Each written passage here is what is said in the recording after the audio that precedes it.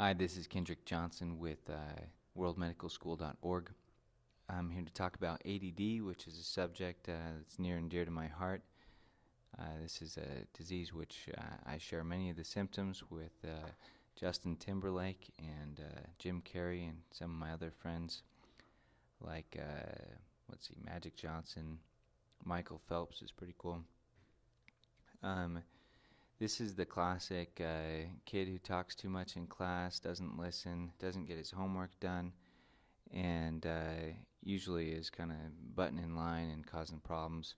It's more common in males and usually presents between 3 and 13 and often runs in families. So the DSM IV Criteria I've kind of simplified here. You got to have these symptoms for at least 6 months, and you got to have 6 symptoms.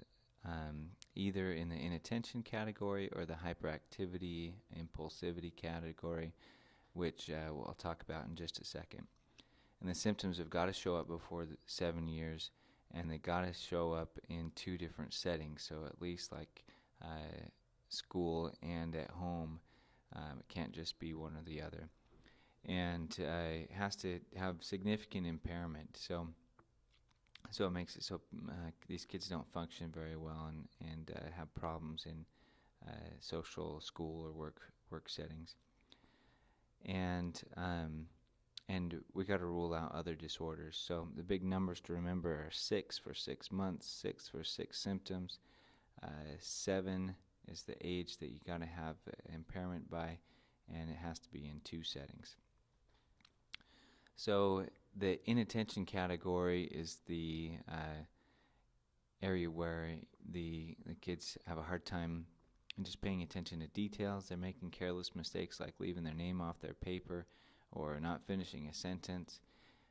Inattention while you're working on homework or playing a game. So the kid might be in the outfield kind of looking at birds instead of watching for the ball to come. And poor listening, even when somebody's speaking directly to them. Doesn't follow instructions, but you got to differentiate this from the oppositional kids who aren't doing it because they don't want to. But these kids may be willing to do the work, but they just kind of forget or weren't listening when they were told to do it. They have trouble out organizing activities. Avoids things that take a lot of brain power, at least for long periods of time. Constantly loses things. Often easily distracted, forgetful in daily activities.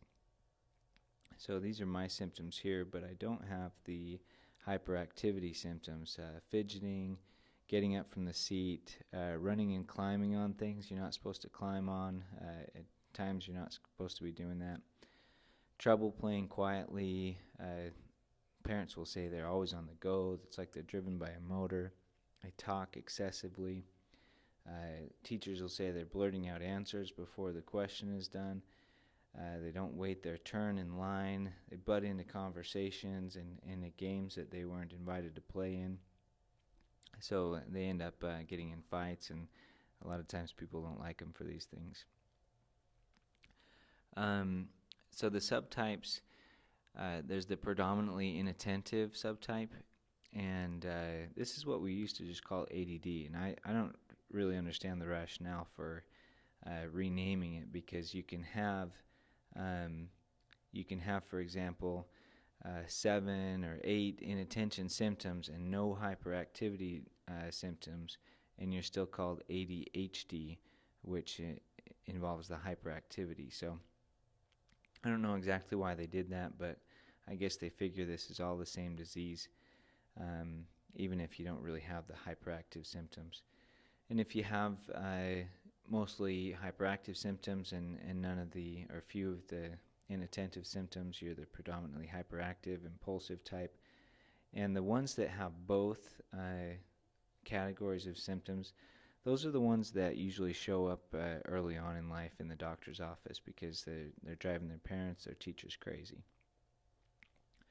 So on your differential, you got to rule out any kind of mental retardation, whether due to Fragile X or other more subtle mental retardation syndromes. You also need to rule out sensory impairment. A lot of times these kids just don't hear well. You can't see the board, and so it seems like they're not listening. Lead poisoning you don't really see as much anymore. Asthma, I don't know exactly how that ends up looking like ADHD. Thyroid problems, some of these hyperthyroid kids get pretty revved up, or the hypothyroid may have a hard time paying attention. Kids that don't sleep well are not gonna pay attention in class, and the kids with the petit mal seizures are gonna blank out for a second, and it seems like they're not paying attention, but they don't even remember it. So ask a few questions when the child comes in, just to make sure that you know how the child is doing in school and at home. Some of the parents aren't going to come in and tell you all these things. So make sure you're asking the questions. The Vanderbilt scale is an improved scale for kind of quantifying these symptoms.